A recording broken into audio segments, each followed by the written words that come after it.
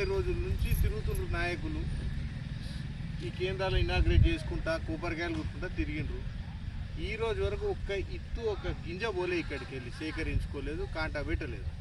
నిన్న సాయంత్రం పెట్టిండ్రంట కాంటా. 10 రోజుల కింద ఇక్కడ కొబ్బరికాయలు కొట్టిండ్రు. నిన్న సాయంత్రం కాంటా పెట్టిండ్రు. ఈ అకాల వర్షాల వల్ల ధాన్యం అనేది తడిచిపోయింది. ఈరోజు మళ్ళీ మా ఇష్టం లేదు, మా ఇంకెంట పెట్టుర్రు అంటున్నారు. రైతులు తీవ్రంగా నష్టపోతున్నారు.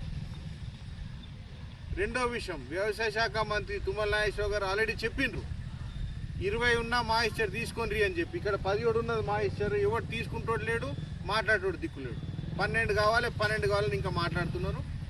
దీని గురించి ప్రభుత్వం ఇమ్మీడియట్గా స్పందించాలి. రైతులు అనే మాట చెప్తున్నా. ఈరోజు నాయకులు వస్తున్నారు, మాట్లాడుతున్నారు, పోతున్నారు. మేము అపోజిషన్ పార్టీలు ఉన్నాము. మేము తప్పకుండా రైతుల గోసను ప్రభుత్వం దృష్టికి తీసుకెళ్లే బాధ్యత మాది. మేము ఆ పని చేస్తున్నాం. కాంగ్రెస్ పార్టీ నాయకులు కూడా, టీఆర్ఎస్ పార్టీ ఎమ్మెల్యే కూడా, వాళ్ళు కూడా వచ్చి పరామర్శించుకుంటా పోవడం కరెక్ట్ కాదు.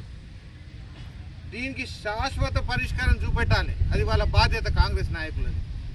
మేము అపోజిషన్ పార్టీ చేసే పని వాళ్ళు కూడా చేసుకుంటా వచ్చి ఫోటోలు దిగుకుంటా పోతే కరెక్ట్ కాదు. ఈ సేకరణ కేంద్రం ఇనాగ్రేట్ చేసి నుంచే ఒకవేళ స్టార్ట్ చేసి ఉంటే ఇప్పటివరకు ఒక కిత్తు ఉండకపోతుండే. 10 రోజుల కింద ఇనాగ్రేట్ చేసిండ్రు, ఇప్పటివరకు ఒక కిత్తు తీసుకుపోలేదు. వానలు పడి మొత్తం ధాన్యం పాడవుతున్నది. ప్రభుత్వం ఇమ్మీడియట్గా స్పందించాలి. వ్యవసాయ మంత్రి చెప్పినట్టు మాయిశ్చర్ ఎంతున్నా 20 ఉండని ఎంతనుండని ఇమ్మీడియట్గా దీన్ని తీసుకొని వెళ్ళిపోవాలి. మళ్ళా మొగులవుతున్నది. రేపు పొద్దున వాన పడ్డదంటే మళ్ళీ సేకరణ బంద్ అయిపోతుంది. మళ్ళీ ఒక 10-20% ధాన్యం పాడైపోతుంది.